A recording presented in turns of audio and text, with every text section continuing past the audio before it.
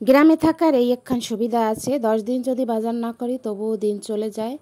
তো সেরকমই একদিন ছিল আমার। আমি কিভাবে দিন চালিয়ে নিলাম, প্রায় দিন মানে বাজার না ঘরে থাকলেও পার করা যায়। টুকটাক একটু যদি জায়গা থাকে বা একটু হাঁস মুরগি পোষা যায় তাহলে তো হয়েই যায়। তো এই যে সকাল সকাল ডিম নিতে চলে আসলাম খোপে। তো বলতে পারেন এই যেটাও দেখান লাগে, যে দেখাবো না কেন, সবই যখন দেখাই এটাও দেখাইতে হবে। সব ফ্রেশ ফ্রেশ একদম পরিপেটি দেখবেন, একটু অপরিষ্কার দেখেন। তারপর দেখেন আমি ডিমগুলো সুন্দর করে পরিষ্কার করে নিয়েছি। তো মাশাআল্লাহ আমার হাঁস কয়টায় অনেক মাস ধরে ডিম দিতে আসে, কোনো বন্ধ করে নাই।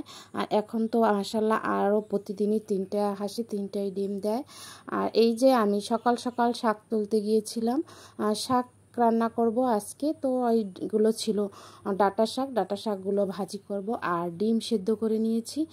তো শাকগুলো এনে কেটে কুটে সুন্দর করে ধুয়ে ডিম সেদ্ধ এত দেখাইলে তো বোঝাই যায়, এত তো আর দেখানোর দরকার নাই।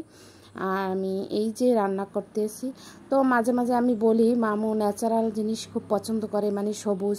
তো অনেক আপুদেরই দেখি চুলার পাশে সবুজ সবুজ সব ফুল টুল দিয়ে সাজিয়ে রাখে। তো মুই তো গ্রামে থাই, মুই এরকম মাটির চুলায় রান্ধি, মোর পক্ষে সেটা কখনোই সম্ভব না। তো মোর চুলার পারে তাই কিন্তু লাকড়ি আর ওই জানালা দিয়ে একটু সবুজ দেখাই, কিন্তু মামুর ভালো লাগে না। এরপরও মোরে তো ভালোই লাগে না মামুর। আর মামুর ভাগ্নিগো কথা আর কি কমু। যাই হোক, মই মোর রান্নাবান্না ভিডিও দেখাই, এইটাই দেখাই আপনাকেও, আর আপনারাও দেখেন।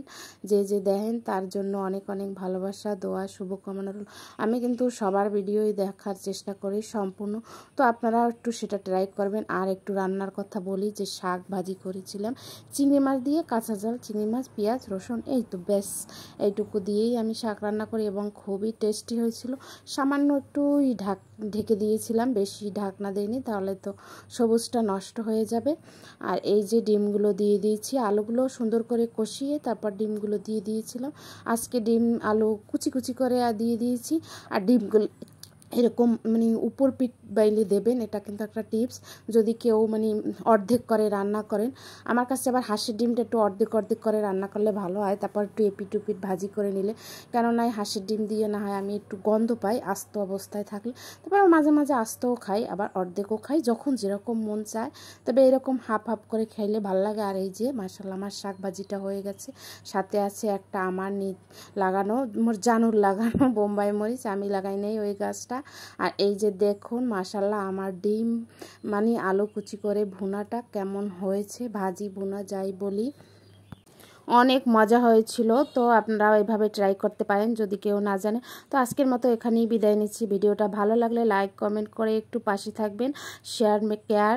আল্লাহ হাফেজ, আসসালামু আলাইকুম, ধন্যবাদ সবাইকে।